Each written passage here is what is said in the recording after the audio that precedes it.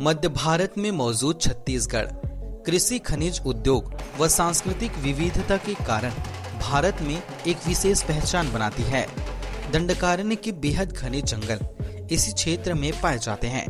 इन जंगलों से गुजरती हुई बड़ी व खतरनाक नदियाँ लोगों का ध्यान अपनी ओर आकर्षित करती है। तो आइए आज हम इन्हीं खतरनाक नदियों के बारे में बात करते हैं। नंबर 1, कांगेर नदी, बस्तर में बहने वाली यह नदी एकमात्र ऐसी नदी है जहां प्राकृतिक रूप से मगरमच्छ पाया जाता है। छत्तीसगढ़ में प्राकृतिक रूप से मगरमच्छ केवल 2 जगह पाई जाती है।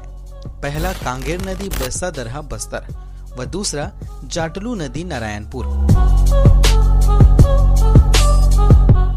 नंबर 2, संखनी नदी, दंतेवाड़ा। यह नदी बैलाडीला की पहाड़ी से निकलकर दंतेवाड़ा के तरारा ग्राम के पास डंकनी नदी में मिल जाती है। इसे छत्तीसगढ़ की सबसे प्रदूषित नदी भी कहा जाता है, क्योंकि बैलाडीला की पहाड़ी से निकलने के कारण इस नदी का पानी रक्त की तरह लाल हो जाता है। इसे देखकर ऐसा लगता है मानो खून की नदियां बह रही हो। नंबर 3, ईब नदी, जसपुर के खुर्जा पहाड़ से निकलने वाली यह नदी छत्तीसगढ़ की एकमात्र ऐसी नदी है जिसके रेत में सोने के कण पाए जाते हैं।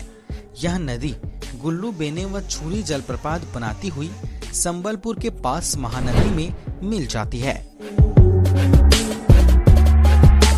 नंबर 4, मांड नदी। सरगुजा के मैनपाट से निकलने वाली यह नदी चंद्रपुर के समीप महानदी में मिल जाती है। मांड नदी घाटी कोयले की प्राप्ति के लिए बेहद प्रसिद्ध है।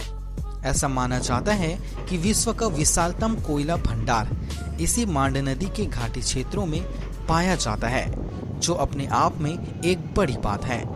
नंबर 5, महानदी। सिहावा पर्वत के फरसिया नामक स्थान से यह नदी निकलकर छत्तीसगढ़ के 11 जिलों से बहती हुई उड़ीसा पहुंचती है। यह छत्तीसगढ़ की सबसे लंबी नदी है। इस विशालकाय नदी में छत्तीसगढ़ का सबसे बड़ा गंगरेल बांध बना हुआ है। इसके अलावा उड़ीसा के संबलपुर में भारत का सबसे बड़ा बांध हीराकुंड बांध भी इसी नदी पर बनाया गया है। इस नदी को छत्तीसगढ़ की जीवन रेखा भी कहा जाता है। नंबर 6, हसदेव नदी। देवगढ़ की पहाड़ी मनेन्द्रगढ़ भरतपुर चिरमिनी से निकली यह नदी जंगलों के बीच से बहती हुई महानदी में मिल जाती है। यह नदी हाल ही में काफी चर्चे में रही, क्योंकि इस नदी में 28 करोड़ साल पुराने समुद्री जीवों के अवशेष प्राप्त हुए हैं।